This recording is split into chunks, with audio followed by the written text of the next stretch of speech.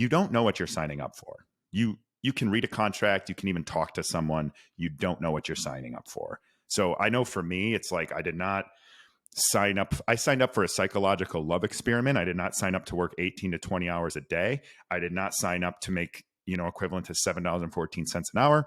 I did not sign up to be, mentally abused and get all of this trauma coming out of this experience because I couldn't get the support that, me and my relationship needed. Like, I didn't sign up for any of that. I signed up for a psychologically based love experiment that goes through rigorous, and I'm using air quotes, protocols to ensure people's safety the entire time. That is just outright not true. So I don't know.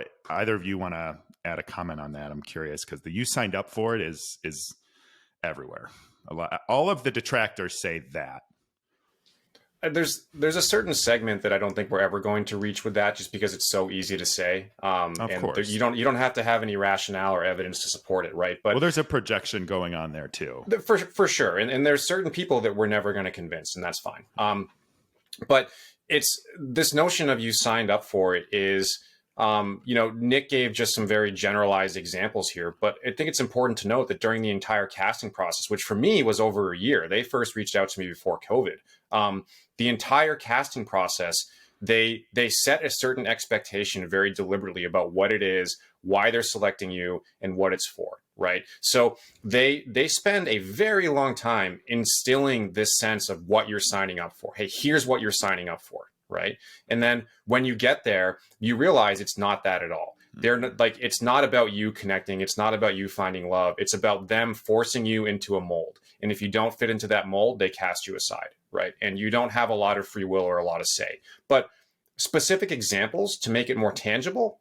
So I signed up to have my cell phone taken away during the pods. I actually really enjoyed that personally. I was looking forward to that. It was great. I did not sign up for and was never told that when they took our cell phones, they would also take our wallets, our IDs, our credit cards, our passports, everything that's personally identifiable. They just take it and it's gone. And before you have time to react, you no longer have any currency or any form of ID. And from that moment, you are now at their beck and call. You can't even leave your room without their permission. You're a prisoner, right? So again, I signed up to have my phone taken away, 100%. I did not sign up to have my identity stripped from me to make me a literal prisoner, right? I signed up to have cameras watch me connect with people. I did not sign up to be socially isolated in my hotel room for 24 hours straight without my hotel key. I did not sign up to not being able to use the bathroom for hours on end, because to go to the bathroom, we had to have an escort. I did not sign up to be starved, to lose 8 pounds in 1 week. I did not sign up to constantly ask for water and always be dehydrated and never get it. I did not sign up to have my most intimate moments and emotions about past relationships used as a weapon against me to force me to cry on camera, or they wouldn't let me go until I did, right? Nobody signs up for these things. Nobody is told this is what's going to happen. Nobody can even if you're a big follower of reality TV, and if you listen to podcasts like Game of Roses, which is great, you can still never anticipate what this is going to feel like and what's actually going to happen to you. So that notion of you know what you signed up for is so patently false on every single aspect, right? The people that say that and who believe that and who refuse to change their mind, they are on the same level as flat earthers, because there is all of the evidence is against it. And again, I'm not exaggerating. There is all of the evidence from the people who have been through it say that that's not true.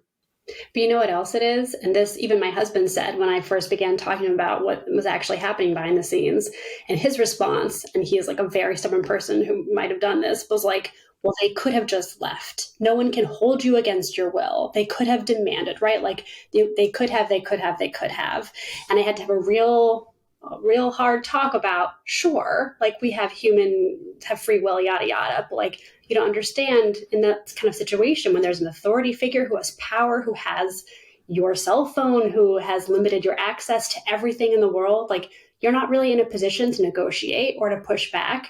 If you're worried you're going to get fined 50 grand and you can't afford it, then you really are like an indentured servitude situation. It's just not as simple as, well, you knew, and even if you didn't know, you could have done something about it. Like, it's a lovely idea. It's not how. I would love to hear your thoughts on the Stanford prison experiment analogy to this, because what you just said is proven in psychology. So, I mean, I think the reason I reached out to you was because in your article you mentioned that, and that struck a chord with me. Well, and I want to just add really quick, and then I want to get to that. So when Danielle and I were in Mexico after she had her panic attack, we were going to leave. And we had this moment where everyone, it was all hands on deck. The executive producer came, all the producers were there, and they were all trying to talk us out of leaving. And there's always that looming threat that you're going to have to pay $50,000 in damages. So that's in the contract. That's there.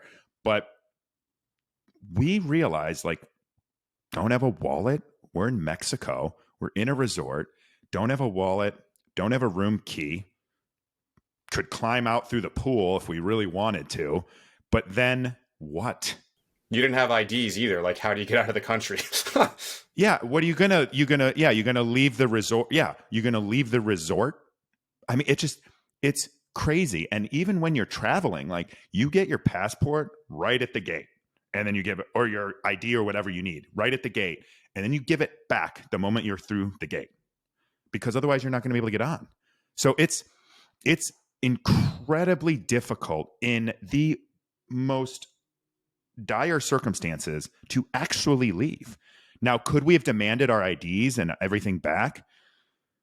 We would have had to do anything, but you're not just getting your life filmed and you can be like, I'm done today. Like, you are stuck, especially in those first 3 weeks of Love is Blind.